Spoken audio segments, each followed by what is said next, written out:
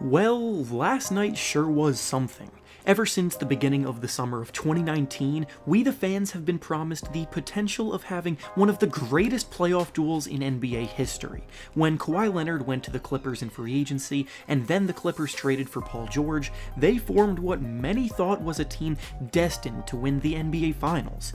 Kawhi was the reigning Finals MVP, he was labeled by many as the best player in the world, and with this move, he was looking to further cement that notion with another championship run.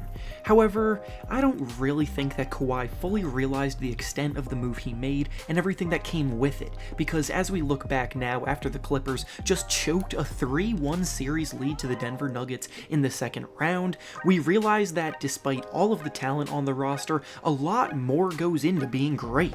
LeBron James has understood what it takes to be the guy leading a team since his early 20s, and to put it simply, he's built for this. LeBron has been the best player in the NBA for over a decade now, and at age 35, that still has not changed. So before I continue into why that is and what went wrong for Kawhi and the Clippers, make sure to like the video and subscribe to the channel, as all support is very much appreciated. Now with that being said, let's begin.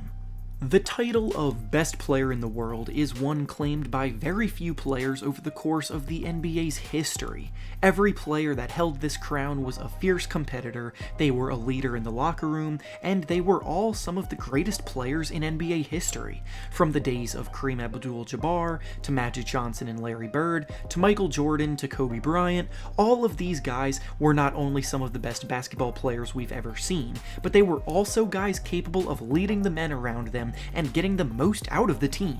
Chemistry is one of the most important aspects of team sports that really does not get talked about enough, because leaders that bring their teams together and have everybody on the same page can outduel a talented roster that lacks chemistry in any matchup.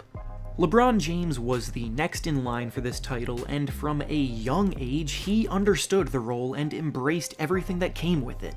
The Cavaliers team he played with in his first stint may not have been the most talented bunch, but the camaraderie and the team chemistry was always on point, and that translated to on-the-court success because everybody played their roles around LeBron. They may not have won a championship that first stint, but they undoubtedly overachieved in many ways, including a finals appearance in 2007. Then, when he went to Miami and finally started to play with some quality talent, the finals berths pretty much became guaranteed, and from that point on, he would go on to make 8 straight finals appearances and take home 3 rings. LeBron haters love to try to diminish this achievement because of the fact that the Warriors kept beating him, but no matter what, this feat is incredibly impressive. This year with the Lakers might even be LeBron's biggest demonstration of his greatness yet, because he embraced a role completely different than any other he had in years past for the betterment of the team, and now is once again looking to make a title run. LeBron has always been one of the best passers the NBA has ever seen, but he wasn't ever really a point guard. The playmaking came naturally to him from the wing, but now that he's older, his game has matured to the point where his brilliance can extend his prime this far, because now that he's the primary ball handler and playmaker for the Lakers, he's able to orchestrate and bring out the best of a team lacking in offensive firepower. Anthony Davis has done well stepping into the go-to scoring role alongside LeBron, but don't get it twisted. LeBron is still the one that makes this team run smoothly, and he's the driving force of their success. To demonstrate, with both LeBron and Davis on the court, the Lakers outscore opponents by 8 points per 100 possessions, which is understandably impressive. However, when LeBron goes to the bench, lineups with Anthony Davis actually get outscored by 3 points per 100 possessions. Then on the flip side, when Davis is on the bench and LeBron's on the court, the Lakers actually outscore opponents by 9.3 points per 100 possessions. This is not to say that the team is better without Davis by any means, because the sample size does need to be taken into account, but what it does say is that LeBron's impact on the Lakers severely outweighs Davis's, and that kind of impact is what separates him from the rest of the league.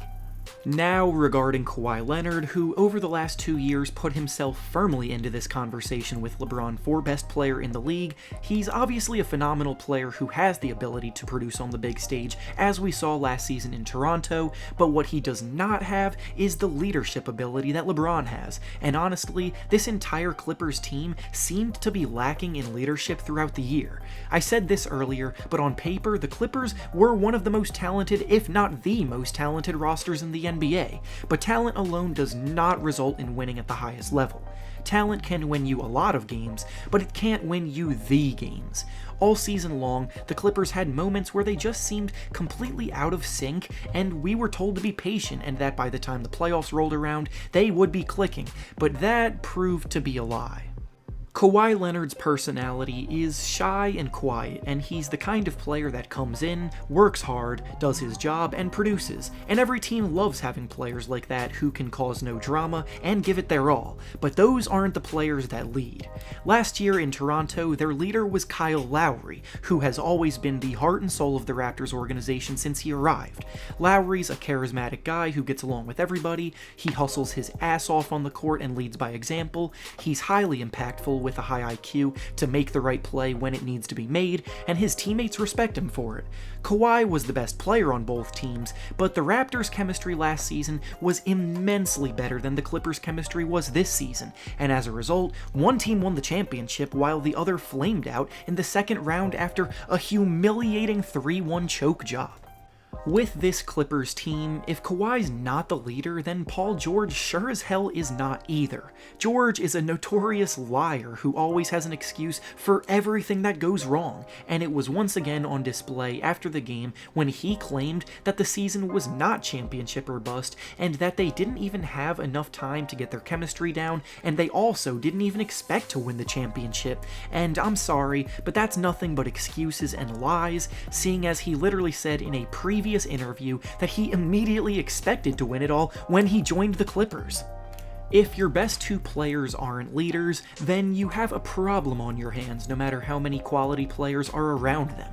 Lou Williams, Montrezl Harrell, Marcus Morris, Patrick Beverley, Ivica Zubac, Landry Shamet, Reggie Jackson, and JaMychal Green are all very good role players to have on a contender, but altogether, they just couldn't figure it out. The Clippers will be back in the hunt next year for sure, but they've got a lot of work to do. The best player in the world resides in LA, but he goes by the name of LeBron James, and we were foolish to ever even doubt him in the first place. And with that being said, that's all I have for you today. Make sure to like the video, subscribe to the channel, and comment down below your thoughts on the Clippers meltdown and the Lakers' chances to win it all this year. Thanks for watching, and I'll see you all next time.